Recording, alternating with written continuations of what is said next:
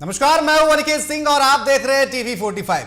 राजनीतिक सलाहकार से नेता बने प्रशांत किशोर ने आज एक बार फिर बीजेपी पर निशाना साधा है और सिर्फ निशाना नहीं साधा है, कई आरोप लगाए हैं और आरोप लगाए हैं प्रत्याशियों को लेकर के। दरअसल उन्होंने प्रेस वार्ता करते हुए बीजेपी पर निशाना साधा और कई आरोप लगाए और कहा कि प्रत्याशियों के नामांकन वापस लेने में बीजेपी का हाथ है और एक दो नहीं बल्कि 3 सीटों पर जनसुराज के प्रत्याशियों ने नाम वापस लिए हैं या फिर उन्होंने नामांकन दाखिल नहीं कर पाया। इसके पीछे बीजेपी का हाथ उन्होंने बताया है।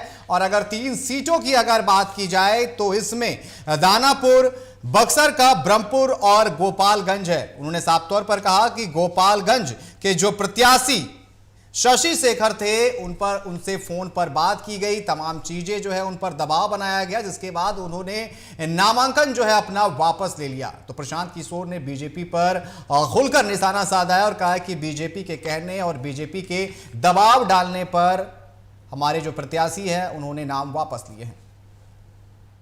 तो रात में 8 बजे तक चुनाव का प्रचार कर रहे थे। रात में 11 बजे के बाद वहां के भाजपा के एमएलसी और अन्य कई बड़े नेता डॉक्टर साहब के पास पहुंचे और इन पर हर तरह का दबाव बनाकर ये मजबूर किया कि आप चुनाव में अपना नामांकन वापस लीजिए। उसके बाद मेरे से इनकी फोन पर बात हुई है। 11 बजे मैं आपको फोन का कॉल रिकॉर्ड जारी कर सकता हूं। 11 बजे डॉक्टर साहब से बात हुई है। डॉक्टर साहब ने कहा है कि प्रशांत जी, हम पर थोड़ा दबाव बना रहे हैं लोग, लेकिन मैं पूरी तरीके से आपके साथ हूं। उसके 2 घंटे के बाद डॉक्टर साहब अपने घर से निकले और जाकर अपना नामांकन वापस करने का आवेदन दे दिया और अपना फोन, अपना सारा सार्वजनिक कांटेक्ट उन्होंने बंद किया हुआ है। और ये चित्र भाजपा की ओर से जारी किया गया है, जिसमें वहां के भाजपा के प्रत्याशी और भाजपा के बड़े नेता डॉक्टर साहब को गले लगा रहे हैं।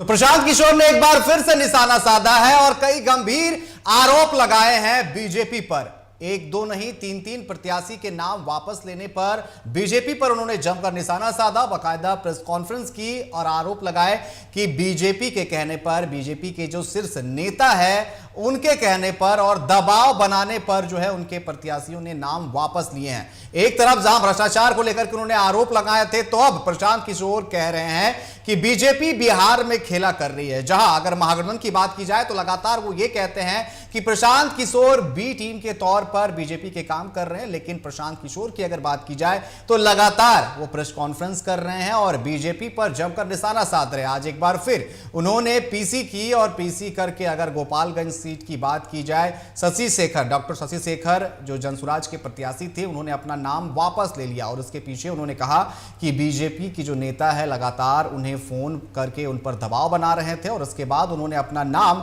वापस ले लिया और इस कारण उन्होंने आरोप लगाया है कि बीजेपी बिहार में खेला करती हुई नजर आ रही है। और इसी पर अधिक चर्चा के लिए पटना से हमारे साथ संवाददाता राजीव कमल हमारे साथ लाइव जुड़ चुके हैं। राजीव, प्रशांत किशोर ने एक बार फिर से बीजेपी पर निशाना साधा है, लेकिन इस बार मामला भ्रष्टाचार का नहीं है, इस बार मामला है बिहार में खेला करने का, क्योंकि चुनावी माहौल है, नामांकन दाखिल हो चुके हैं और गोपालगंज की बात की जाए, ब्रह्मपुर की बात की जाए और दानापुर की बात की जाए तो ये 3 सीटें जो है नाम में सामने आ रही है और खास करके गोपालगंज की। और प्रशांत किशोर का ये आरोप है कि बीजेपी के दबाव में जो गोपालगंज के प्रत्याशी थे उन्होंने अपना नामांकन जो है वापस ले लिया।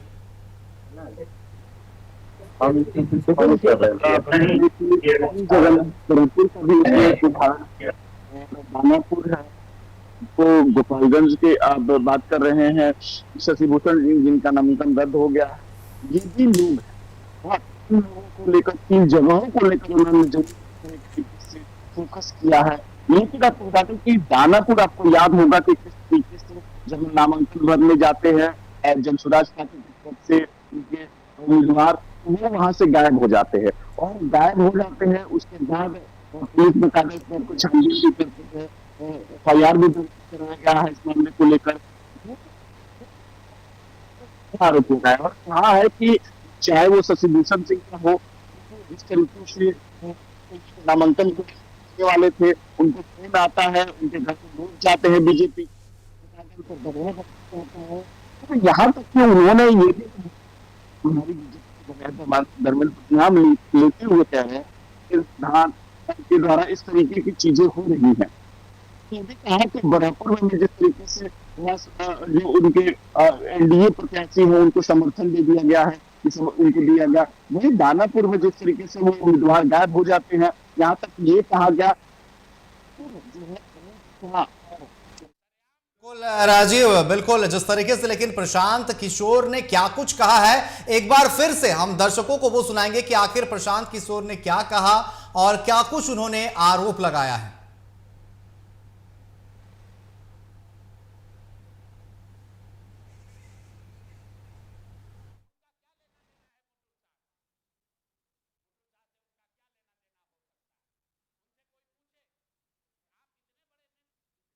परसों रात में 8 बजे तक चुनाव का प्रचार कर रहे थे।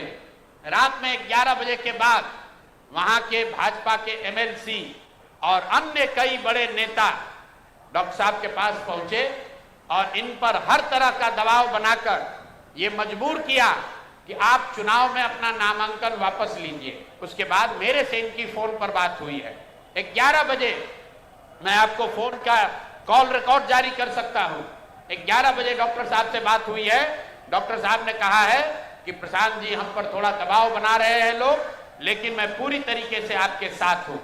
उसके 2 घंटे के बाद डॉक्टर साहब अपने घर से निकले और जाकर अपना नामांकन वापस करने का आवेदन दे दिया और अपना फोन, अपना सारा सार्वजनिक कॉन्टैक्ट उन्होंने बंद किया हुआ है। और ये चित्र भाजपा की ओर से जारी किया गया है, जिसमें वहां के भाजपा के प्रत्याशी और भाजपा के बड़े नेता डॉक्टर साहब को गले लगा रहे हैं। तो एक बार फिर से हमारे संवाददाता राजीव हमारे साथ जुड़ चुके हैं। राजीव, आरोप बड़े लग रहे हैं और खेला की बात कही जा रही है और बीजेपी पर आरोप लग रहा है। अमूमन ये जो महागठबंधन की अगर हम बात करें तो लगातार ये आरोप लगाते हैं जनसुराज पर, प्रशांत किशोर पर, कि भाई वो बी टीम है, बीजेपी के लिए काम कर रही है। लेकिन प्रशांत किशोर खुलकर सामने आ रहे हैं, चाहे वो महागठबंधन के खिलाफ हो या फिर एनडीए के खिलाफ और खासकर बीजेपी के खिलाफ। और ये तस्वीरें बिल्कुल साफ हो रही है कि यहाँ पर ए टीम बी टीम कोई नहीं है, क्योंकि जिन 3 सीटों की बात की जा रही है वहां पर साफ तौर पर उन्होंने गृह मंत्री अमित शाह का भी नाम लिया कि वो यहां पर आए हुए थे, उनके कारण हमारे प्रत्याशी जो है नामांकन दाखिल नहीं कर पाए। और अगर गोपालगंज सीट की बात की जाए तो वहां पर उनका कहना है कि बाकायदा उनके पास कॉल डिटेल्स है कि फोन करके उन पर दबाव बनाया जा रहा था कि आप नाम वापस ले लें। उन्होंने नाम वापस लिया और अपने सभी कॉन्टेक्ट्स जो है उन्होंने अब ऑफ करके रख दिए हैं। बड़ा आरोप है बीजेपी पर ये। देखिए, प्रशांत किशोर ने बड़ा आरोप लगाया और बड़े नेताओं पर, बीजेपी के बड़े नेताओं पर आरोप लगाया। यहाँ तक कि देश के गृह मंत्री पर भी इस तरीके के आरोप लगाया गया। उनके कहा कि वो उस दिन मौजूद थे जब दानापुर के मेरे प्रत्याशी के द्वारा नामांकन करने जा रहे थे, लेकिन वो नामांकन तक करने तक पहुंच ही नहीं पाए। और ये उनके एक तरीके से उन्होंने कहा कि ये किडनैपिंग जैसा लग रहा है। तो इतना बड़ा आरोप लगाया गया। वहीं गोपालगंज से उन्होंने कहा कि मेरे जो प्रत्याशी थे वो एक नामांकन करने जाते हैं, उन पर दबाव बनाया जाता है। अब खरीद फरोख्त तक होने लगी है और उस प्रत्याशी को बकायदा जब उनसे हमारी बात होती है, कॉल डिटेल तक उन्होंने कहा कि मेरे पास है, आपको हम दे सकते हैं, बता सकते हैं। उन्होंने ये कहा कि उनको 2 घंटे बाद फिर वो नाम वापस ले लेते हैं। तो इस तरीके से जहां वो जिक्र करते हैं, दानापुर का भी जिक्र करते हैं, गोपालगंज का भी जिक्र करते हैं, जगहों पर बीजेपी के द्वारा जिस तरीके की किडनैपिंग से लेकर वो कह रहे हैं खरीद फरोख्त सभी तरीके का आरोप लगाए। और बड़े नेताओं के तरीके से उन्होंने चिन्हित किया कि ये नेताएं हैं जो प्रत्याशियों को कि आप नाम वापस ले लो। जनसुराज की पॉपुलैरिटी इतनी हो गई है कि बीजेपी वाले, एनडीए वाले डरे हुए हैं। इस तरीके से नाम वापस बनाया जा रहा है। किया जा रहा है, कुछ लोगों को जबरदस्ती नाम वापस करा दिया जा रहा है, कुछ पैसे का लालच या तमाम चीजें जो है उन्होंने कहा कि इस तरीके के जो बीजेपी के लोग हैं ये कर रहे हैं, उनको पता है कि 2025 में इस बार बाहर कर देंगे। और उन्होंने कहा देखिए ये लोग जानबूझकर इस तरीके के, उनको डर है कि जो जन सुराज है वो बड़ी तरीके से जो उनकी पार्टी है वो जीत हासिल कर सकती है। ये इस तरीके के ये डरे हुए हैं, तो प्रत्याशी को डराते हैं, धमकाते हैं, किसी को चाहने नहीं देते हैं, नामांकन करने तक नहीं जाने देते हैं। इस तरीके का जो है आरोप, बड़ा आरोप प्रशांत किशोर ने आज लगाया है और यहाँ तक ये कह दिया कि ये सब चीजें जानबूझकर की जा रही हैं, लेकिन प्रशांत किशोर और जन सुराज के जो पार्टी के नेता है वो डरने वाले नहीं है। उन्होंने कहा कि 2025 में जनता इस तरीके से कर चुकी है कि इस बार जो बदलाव होकर रहेगा और बदलाव बिहार की वो भी करेंगे और बिहार की जनता तय कर चुकी है कि एनडीए को उखाड़ फेंकना है। लेकिन राजीव, जिस तरीके से आज प्रशांत किशोर ने प्रेस वार्ता की, बीजेपी पर आरोप लगाए, इसके बाद अब प्रतिक्रियाओं का दौर भी शुरू हो चुका है। बीजेपी की तरफ से प्रतिक्रिया आने भी शुरू हो गए हैं और प्रशांत किशोर पर आरोप लगाया जा रहा है कि सिर्फ फुटअव्वल चल रहा है। 21 हजार रुपए में उन्होंने प्रत्याशियों से पैसे लिए हैं और उन्हें टिकट बांटे हैं। कई तरह के आरोप लग रहे हैं पैसे लेने को लेकर के, शायद वो एटीएम कार्ड को लेकर के कि भाई 20-20 रुपया में एटीएम कार्ड जो है वो बनवा रहे हैं। ऐसे में आरोप प्रशांत किशोर पर भी लग रहे हैं और जो वो चुनाव नहीं लड़ रहे हैं इस पर भी तंज कसा जा रहा है कि प्रशांत किशोर सबको आगे करके खुद पीछे हटते हुए नजर आ रहे हैं। उनका कहना है कि प्रशांत किशोर का बस ये एक बिजनेस मॉडल है बिहार विधानसभा चुनाव। प्रशांत किशोर को लेकर बीजेपी भी एक तरीके से हमलावर है। बीजेपी की तरफ से साफ तौर पर कह दिया गया कि प्रशांत किशोर जो ये चुनावी एजेंडा क्रिएट कर रहे हैं, चुनाव जब होता है तो आरोप लगाते हैं, प्रत्यारोप लगाते हैं, लेकिन ये जो जनता के बीच में केवल भ्रम फैलाते हैं। इनके जो जीते कह रहे हैं कि ये प्रशांत किशोर बदलाव कर देंगे, हम ये कर देंगे, ऐसा कुछ नहीं। जो 20,000 रुपए का ये लालच और एटीएम कार्ड इस तरीके से पहुंचाया जा रहा है, लोगों को बताया जा रहा है कि आप ये आएंगे तो ये मिल जाएगा, ये आएंगे तो ये दे दिया जाएगा, लेकिन ऐसा कुछ नहीं होने जा रहा है। तो प्रशांत किशोर को लेकर भी बीजेपी जो है उन पर इन आरोपों का एक तरीके से जवाब दे रही है और ये भी कह रही है कि प्रशांत किशोर केवल एजेंडा चलाते हैं। इस तरीके की वो क्रिएट कर रहे हैं कि हमारी बहुत बड़ी पार्टी है, हम बहुत बड़े जीत के आएंगे और हम 243 में से ऐसा ले आएंगे कि हम सरकार बना सकते हैं, लेकिन ऐसा कुछ नहीं होने जा रहा। जनता उनको नकार चुकी है, उनके नए नए अलग अलग तरीके से फैसले हैं वो नहीं।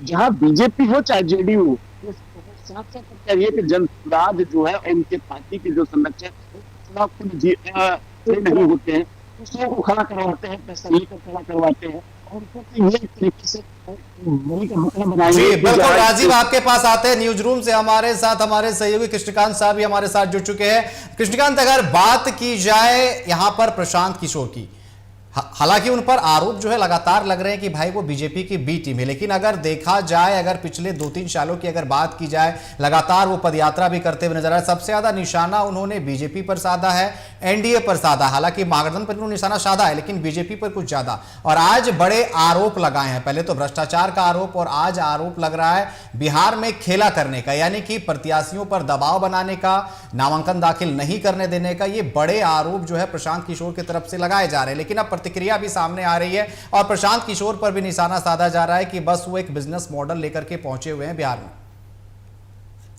जी देखिए, आपके 2-3 मूल सवाल है। पहला सवाल कि क्या प्रशांत किशोर जो जनसुराज है वो बीजेपी की बी टीम है? देखिए, चुनाव नतीजे आएंगे। नहीं, ये सवाल केके जी, ये सवाल मेरा नहीं है, विपक्षी दलों का है।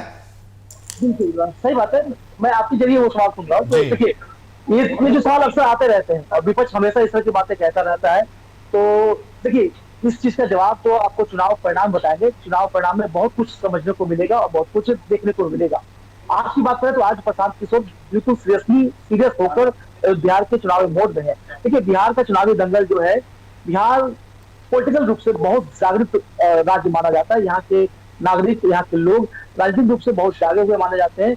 यही वजह है कि बिहार ने कई बार देश को दशा दिशा दी है, इसलिए हर मायने में बिहार का कोई भी चुनाव हो इसे हल्के में नहीं लिया जा सकता। और यहाँ जब प्रशांत किशोर पहला दूसरा नहीं, लेकिन मान लीजिए कि तीसरी बड़ी ताकत तो बन चुके हैं, वो अपनी भागीदारी से जिस तरह वो सीरियसली इस तौर पर चुनाव लड़ रहे हैं, तो ये कहीं ना कहीं एक नई दिशा और नई कुछ नकल खींचने की कोशिश है। अब देखिए जिस तरह से बात आज प्रशांत किशोर ने एक तरह से ये कहे कि आज का जो आरोप लगाया, आप देखिए कुछ दिन पहले प्रशांत किशोर ने बीजेपी के किन नेताओं को टारगेट किया है। आप देखिए मंगल पांडे से लेकर दिलीप जायसवाल तक, या फिर बीजेपी से करीबी जो जेडीयू के नेता अशोक चौधरी, उन पर कई सवाल उठाए हैं और एक तरह से मानिए कि उनकी छवि पर बड़ा प्रश्न चिन्ह खड़ा करने की कोशिश की गई है। तो बीजेपी से फिर तो प्रशांत किशोर क्या चाहते हैं? अगर प्रशांत किशोर बीजेपी के टॉप नेताओं पर इस तरह के आरोप लगाएंगे तो क्या बीजेपी उन्हें छोड़ देगी? अब देखिए, अब समझ लो बीजेपी की स्टाइल ऑफ पॉलिटिक्स। भले आज प्रशांत किशोर ने कई बड़े आरोप लगाया कि गृह मंत्री अमित शाह से लेकर केंद्रीय मंत्री धर्मेंद्र प्रधान तक ने उनके उम्मीदवारों पर डोरे डाले, या उन्हें तो सीधे तौर पर कह दिया कि उन्हें हाईजेक किया गया, बंधक बनाया गया, इस पर आरोप है। लेकिन देखिए, सबसे पहले बीजेपी के स्टाइल ऑफ पॉलिटिक्स को समझना पड़ेगा। बीजेपी को यूं ही चुनावी इलेक्शनरी मशीन नहीं कहा जा सकता। अगर बीजेपी इलेक्शनरी मशीन है, उसके लिए बीजेपी ग्राउंड जीरो पर एक एक चीजों को बारीकी से देखती है। अब आप देखिए कि एक एक कार्यकर्ताओं से, अगर एक एक नेता से सीधे गृह मंत्री अमित शाह मिल रहे हैं, तो बीजेपी की स्टाइल ऑफ पॉलिटिक्स को आप समझ लीजिए। बीजेपी यूं ही चुनाव नहीं जीतती। अब झारखंड में भी मॉडल है और तमाम राज्यों में भी मॉडल करती है। और जिससे ज्यादा जरूरी होता है, अगर लगता है कि हाँ वहां धर्मेंद्र प्रधान सकते हैं, तो धर्मेंद्र प्रधान को भी भेजा जाए। लगता है कि यहाँ पर खुद गृह मंत्री अमित शाह कुछ आगे बढ़कर कर सकते हैं, तो वहां पर गृह मंत्री अमित शाह खुद मौजूद आते हैं। और ये सब खून पर होता है और डंके की चोट पर होता है। ये बीजेपी का स्टाइल ऑफ पॉलिटिक्स है। आज प्रशांत किशोर बीजेपी को बेहतर जानते हैं। पहले ही प्रशांत किशोर बीजेपी के साथ काम किए, तो उन्हें पता है कि बीजेपी स्टाइल ऑफ पॉलिटिक्स है, कहीं कहीं इसमें उसकी थोड़ी है। जी बिल्कुल कृष्णकांत जी, हम आपके पास आते हैं, जरा राजीव जी के पास चलते हैं। राजीव जी क्या कहेंगे? पॉलिटिक्स की बात हो रही है, अमित शाह की बात हो रही है। प्रशांत किशोर 3 साल लगातार पदयात्रा में निकले, और अगर बात की जाए अमित शाह बीजेपी के चाणक्य, यानी कि अमित शाह भारी पड़ते हुए नजर आ रहे हैं। 3 साल की पदयात्रा और 1 महीने, तकरीबन 4 दिन, अभी 4 दिवसीय दौरे पर भी आए हुए थे। ऐसे में अब भारी पड़ते हुए नजर आ रहे हैं बीजेपी के जो बड़े चेहरे हैं, बड़े नेता है, वो प्रशांत किशोर पर। देखिए, प्रशांत किशोर के बारे में अगर आप बात करें और अमित शाह के, तो दोनों में आकाश जमीन का फर्क है। एक राजनीति लगभग 25-30 साल से कर रहे हैं, और एक स्ट्रेटेजिक है जो गुणा गणित करते थे और समीकरण बनाते थे पार्टी के लिए। तो अगर उसको और इसमें दोनों मिलाएंगे तो बहुत का अंतर है, बहुत। क्योंकि बीजेपी के चाणक्य हैं, और जिस तरीके से वो पार्टी को जिताने का उनके पास श्रेय है, और किसी के पास नहीं। तो एक बात करें कि प्रशांत किशोर स्ट्रेटेजिक जरूर अच्छा बनाते हैं, समीकरण बनाएंगे, ये करेंगे, पार्टी को जिताने के लिए करेंगे, लेकिन राजनीति में आने के बाद दांवपेच का खेल होता है। तो दांवपेच का खेल अगर कोई अच्छी तरीके से जानता है, अगर इस समय की बात करें, तो वो अमित शाह है। अगर इन दोनों की बात करें तब अमित शाह को सब कुछ पता है कि किस तरीके से चुनाव में चीजें जो है उनको अनुकूल बनाया जाता है, लड़ने के लिए, जीतने के लिए, सब चीजें समीकरण सेट करना पड़ता है। ये साम दाम दंड भेद सब कुछ उपयोग होता है। खाती राजनीति की तो अमित शाह करते हैं, और अमित शाह की राजनीति करते हैं, 24 घंटे की राजनीति करते हैं। हाँ, प्रशांत किशोर 2-3 सालों में यात्रा कर रहे हैं, बिहार के विभिन्न जगहों पर जा रहे हैं, लेकिन अमित शाह पूरे देश में कई बार घूम चुके हैं, कई जगहों पर उसमें अगर आप जोड़िएगा तो दोनों का बहुत लेकिन इतना जरूर है कि प्रशांत किशोर कोशिश जरूर की है। हाँ, ये है कि मीडिया में, सोशल मीडिया में चीजों को कराते नहीं, ठीक है, चीजों को जुबान पे सबके आई है कि हाँ प्रशांत किशोर की स्वराज अच्छी पार्टी है, ये है, वो तमाम चीजें थी।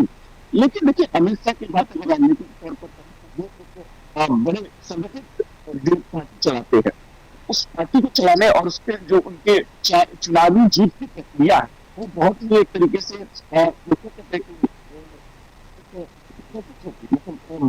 उसको अनुशासन के तरीके से होते हैं। सब चीज उसमें। जी बिल्कुल, आते हैं राजीव आपके पास, एक बार फिर से कृष्णकांत जी के पास चलते। कृष्णकांत जी, बात हो रही है यहाँ पर प्रशांत किशोर बीजेपी की। भले लाख प्रशांत किशोर बीजेपी पर आरोप लगा रहे हो कि उनके प्रत्याशियों पर दबाव बनाया गया, लेकिन अगर आरजेडी की बात की जाए, कांग्रेस की बात की जाए, वो लगातार ये कह रहे हैं कि वो उनके बी टीम है। और जिन 3 सीटों की हम बात कर रहे हैं, इस पर भी आरजेडी के प्रवक्ता का यही कहना है कि ये प्रशांत किशोर और बीजेपी की मिली भगत है, क्योंकि जहां पर बीजेपी के अच्छे कैंडिडेट है वहां पर प्रशांत किशोर ने कोई उम्मीदवार नहीं दिया और वो बीजेपी के लिए काम कर रही है। आरोप लगातार लग रहा है प्रशांत किशोर पर। देखिए, विपक्ष का काम क्या है? विपक्ष तो अपना काम, चुनाव का माहौल है तो बीजेपी विपक्ष जो है ऐसी तमाम चीजें की बात कहेगा। महागठबंधन की बात करें, लेकिन हम प्रशांत किशोर की बात करें। जिस तरह राजू कह रहे थे कि प्रशांत किशोर और बीजेपी में अभी बहुत तुलना हो नहीं सकती, लेकिन प्रशांत किशोर ने इस चुनाव को दिलचस्प तो जरूर बना दिया है। प्रशांत किशोर को लोग सुन भी रहे हैं और उन्हें गौर भी कर रहे हैं, उन्हें नोटिस भी कर रहे हैं। ये इस बिहार चुनाव ने इस बार प्रशांत किशोर के तौर पर एक नई क्या कह सकते हैं, एक नई लकीर तो जरूर दी है, एक नया मैसेज जरूर दिया है। भले प्रशांत किशोर क्या कर पाते हैं ये बात की बात होगी, लेकिन प्रशांत किशोर ने इस चुनाव को दिलचस्प बना दिया है। अब रही महागठबंधन और एनडीए की बात, तो देखिए प्रशांत किशोर की स्ट्रेटेजी भी समझिए कि सबको पता है कि फिलहाल पेन पेपर पर एनडीए काफी भारी दिख रहा है, और जिस तरह महागठबंधन में सीटों को लेकर पेच उलझा है और अभी भी बहुत सी चीजें उलझी हुई है, तस्वीर महागठबंधन में साफ नहीं है। तो प्रशांत किशोर की कोशिश यही है कि वो एनडीए को निशाने पर रखकर कहीं ना कहीं अपने आप को रिलेवेंस बनाकर रखे और फील्ड लोगों के बीच ये मैसेज देने की कोशिश करे कि महागठबंधन थोड़ी पीछे हो रही है और महागठबंधन की जगह पर अब प्रशांत किशोर सामने खड़ा है। यही वजह है कि बीजेपी प्रशांत किशोर के उम्मीदवारों को दबाव देकर या जैसे भी उसे बैठाने को मजबूर कर रही है, और इसके लिए बीजेपी के टॉप लेवल के नेता अमित शाह जैसे नेता इसमें लगे हुए हैं। प्रशांत किशोर की मैसेज यही है इस आज के प्रेस कॉन्फ्रेंस के जरिए कि कहीं ना कहीं बीजेपी और प्रशांत किशोर को एक बड़ा चैलेंज मानती है और लोगों में ये मैसेज देने की कोशिश है कि महागठबंधन की जगह अगर कोई विकल्प बन सकता है वो पीके है और वो जनसुराज है। यही वजह है कि पीके लगातार अब बीजेपी पर हमलेवर है। अब बीते दिनों देखिए जिस तरह बीजेपी के टॉप नेताओं पर उन्होंने हमले किए, और आज की जो प्रेस कॉन्फ्रेंस सामने आई है, आज देखिए अभी थोड़ी देर पहले खबर आई थी जिस तरह प्रशांत किशोर पीसी कर रहे थे, वाल्मीकि नगर के बारे में जिक्र कर रहे थे। अब खबर आ रही है कि वाल्मीकि नगर के जो पीके के जो उम्मीदवार है, जनसुराज के उम्मीदवार है, उनका भी नामांकन जो है वो रद्द कर दिया गया है, जिसकी अंदेशा प्रताप जता रहे थे। तो साफ तौर पर यहाँ कहीं ना कहीं बीजेपी की तरफ से भी ये कोशिश हो रही है ये ऐसा प्रश्न बनाया जाए। देखिए सबको पता है कि प्रशांत किशोर इस सत्ता में आने के लिए लड़ाई नहीं लड़ रहे। सबको पता है प्रशांत किशोर अपनी एक नई राजनीतिक पारी शुरू कर रहे हैं, बिहार में एक नया विकल्प देने की कोशिश कर रहे हैं, लेकिन ये विकल्प 2025 या 2029 के लिए एक लंबा समय लगेगा। देखिए आप देखिए इस लड़ाई में प्रशांत किशोर की भूमिका यही है कि प्रशांत किशोर अपने आप को एक विकल्प बनाने की कोशिश कर रहे हैं, और कहीं ना कहीं अगर आरजेडी की महागठबंधन कहता है कि वो उनकी बी टीम है, तो हो सकता है कि पर्दे के पीछे से कुछ भी, राजनीति में कुछ भी हो सकता है, सामने कुछ भी दिखाया जाता है, पर्दे के पीछे कुछ भी हो सकता है। लेकिन फिलहाल आज की तारीख में जिस तरह प्रशांत किशोर चुनाव को सीरियसली ले रहे हैं, लगता है कि प्रशांत किशोर स्ट्रेटजी कुछ भी हो, लेकिन इस चुनाव को प्रशांत किशोर दिलचस्प बनाने की कोशिश करें और बिहार के बीच वो अपने लिए भी एक स्पेस बना रहे हैं। जी बिल्कुल, ए टीम बी टीम का आरोप प्रत्यारोप तो लगता रहेगा। राजीव, अगर बात की जाए ए टीम बी टीम की बात चली, लेकिन इस बात से इनकार नहीं किया जा सकता है, जो कृष्णकांत जी भी अभी कह रहे थे कि तीसरा ऑप्शन बिहार को अगर मिला है महागठबंधन एनडीए इसके बाद, तो वो है प्रशांत किशोर, और वो क्रेज भी देखने को मिल रहा है, चाहे वो राघवपुर जा रहे हैं या फिर बिहार के कोने कोने जहां भी जा रहे हैं, समर्थन देखने को मिल रहा है, लोगों की भीड़ देखने को मिल रही है। और वो जो कहते हैं ना कि वो पैसे वाली भीड़ नहीं, जनता खुद पहुंच रही है, अपना सुख दुख दर्द सब बयां करती हुई नजर आ रही है, यानी कि बिहार की जनता को एक ऑप्शन जरूर मिला है इस बार चुनाव में। देखिए जब अगर इस बात के लिए कहेंगे तो 243 पर सीटों पर अगर उम्मीदवार अकेले कोई पार्टी खड़ी कर रही है तो वो प्रशांत किशोर है, इसमें नो डाउट है, ये बात सबको पता है। लेकिन वही सवाल है कि इसकी कितनी उपलब्धि हो पाती है 2025 के चुनाव में। हाँ, ये बात जरूर है कि यात्रा उन्होंने लंबी की है, 2 साल से ऊपर की यात्रा की है, और जगह जगह गए हैं, वो चाहे ब्लॉक हो कस्बा हो, सभी जगह प्रशांत किशोर गए हैं। एक जरूर पहचान जनसुराज को बनाने की कोशिश जरूर की है प्रशांत किशोर ने। वहां तक पहुंचा है, बातों तक पहुंचा है कि एक पार्टी है, एक नेता है, उनके नेता करते हैं और बिहार के विकास और जो पलायन को लेकर उस तरीके की बातें करते हैं, शिक्षा को लेकर वो करते हैं, ये जरूर सब ये बात जरूर है ये। लेकिन जब चुनाव होता है, चुनाव में जब पार्टियां खड़ी होती है, वहां दाव पिच उस तरीके का जो होता है वो राजनीतिक तौर पर नहीं करती है। साहब बहुत अच्छे हैं, राजनीतिक दल पर राजनीतिक प्रभावी होंगे 2025 जरूर उनको बताएगा कि कितने प्रभावी नेता बन सकते हैं। लेकिन हाँ जरूर है कि जी बिल्कुल राजीव, आते हैं आपके पास। कृष्णकांत जी, अगर बात की जाए प्रशांत किशोर की, चर्चा भी उसी की होती है जो चर्चाओं में होता है। नो डाउट कि प्रशांत किशोर जो है चर्चाओं में है। अगर बात कर ले हम तेज प्रताप यादव ने, उन्होंने भी अपनी पार्टी बनाई है, लेकिन ज़्यादा वो चर्चाओं में नहीं है। प्रशांत किशोर चर्चाओं में है इसलिए कि वो पदयात्रा कर रहे हैं और बिहार की जनता का समर्थन मिल रहा है, इसलिए तीसरा ऑप्शन बिहार की जनता के लिए खुला हुआ, इससे इनकार नहीं किया जा सकता। बिल्कुल, प्रशांत किशोर ने यही साबित करने की कोशिश की है कि बिहार में दो किनारों के बीच से एक तीसरा किनारा निकल सकता है और बीते 3 साल से उनकी कोशिश यही है। देखिए, अभी थोड़ी देर पहले राजीव बता रहे थे, प्रशांत किशोर की कामयाबी यही है कि उन्होंने बिहार को, जहां जाति जो स्टॉप पे होता था, जाति सेंटर में होता था, उस सेंटर में बिहार के असल मुद्दों को लाकर खड़ा कर दिया है। अब देखिए, युवाओं की बात करें तो सबसे ज्यादा प्रशांत किशोर से आज के युवा कंटेस्ट कर रहा है। देखिए, प्रशांत किशोर की कोई भी चुनावी सभा हो या कोई भी प्रेस कॉन्फ्रेंस हो, उसमें एक बात की जिक्र वो जरूर करते हैं कि बिहार का युवा क्या गुजरात में जाकर नौकरी करेगा, मजदूरी करेगा। बिहार के नौजवानों को बिहार में रोजगार मिलना चाहिए। तो ये बात जो है बिहार के युवाओं को कनेक्ट करती है, टच करती है। और प्रशांत किशोर की एक कामयाबी है कि इस चुनाव को प्रशांत किशोर ने बिहार के मुद्दाओं के सेंट्रिक लाकर खड़ा कर दिया है। ये वजह की बीजेपी या एनडीए और महागठबंधन को भी इस मामले पर थोड़ा मुद्दों पर आना पड़ा। हालांकि उम्मीदवारों के चयन में सभी ने जाति का ख्याल रखा है, लेकिन बात तो अब बिहार के मुद्दों की हो रही है, बिहार के विकास की हो रही है, बिहार के नौजवानों की हो रही है। यही वजह की तेजस्वी यादव ने हर घर नौकरी का वादा भी किया है। और यही है कि नीतीश कुमार ने चुनाव से ठीक पहले महिलाओं के लिए रोजगार योजना जैसी बड़ी स्कीम ला दी है, जो जिसे टर्निंग पॉइंट भी माना जा रहा है, और रोजगार के वादे अलग से किए ही जा रहे हैं। तो प्रशांत किशोर की यही कामयाबी है। बल देखिए, प्रशांत किशोर के लिए अभी वक्त बहुत आगे वक्त है। ये प्रशांत किशोर को नया अनुभव मिलेगा। प्रशांत किशोर इससे बहुत कुछ सीखेंगे भी। भले वो राजनीति के मैथमेटिक्स बनाते हो, केमिस्ट्री बनाते हो, लेकिन इस चुनाव से प्रशांत किशोर बहुत कुछ सीखने वाले हैं। यार बहुत लोगों को सिखाता भी है। प्रशांत किशोर का हासिल यही है कि वो इस चुनाव के जरिए प्रशांत किशोर बिहार के नब्ज को बेहतर तरीके से टटोल पाएंगे और आने वाले दिनों के लिए कहीं जी बिल्कुल। अब ये देखने वाली बात है कि बिहार की जनता के नब्ज को उन्होंने कितना टटोला है, ये तो नतीजों में ही साफ हो पाएगा। फिलहाल आप दोनों का हमारे साथ जुड़ने के लिए और तमाम चर्चा करने के लिए बहुत बहुत धन्यवाद। एक बार फिर प्रशांत किशोर ने बीजेपी पर निशाना साधा है, सिर्फ बीजेपी पर नहीं, कई बड़े नेता उन पर निशाना साधा है और आरोप लगाया है कि जो उनके प्रत्याशी है उन्हें नामांकन करने से रोका गया, बीजेपी की तरफ से हाईजैक किया गया, साथ ही साथ जिन्होंने नामांकन दाखिल किया है उन पर दबाव बनाया गया नाम वापस लेने के लिए। गोपालगंज सीट की बात कर रहे हैं, गोपालगंज को लेकर के उन्होंने पीसी की और आरोप लगाया और कहा कि जानबूझकर बीजेपी की तरफ से दबाव बनाया जा रहा था, बार बार कॉल किया जा रहा था। यानी प्रशांत किशोर वर्सेस बीजेपी वो लगातार देखने को मिल रहा है। जहां पहले भ्रष्टाचार को लेकर के, अब बिहार में खेला को लेकर के प्रशांत किशोर लगातार बीजेपी पर हमलावर साबित हो रहे हैं। फिलहाल अभी के लिए बस इतना ही। बने रहे T45 के साथ। नमस्कार।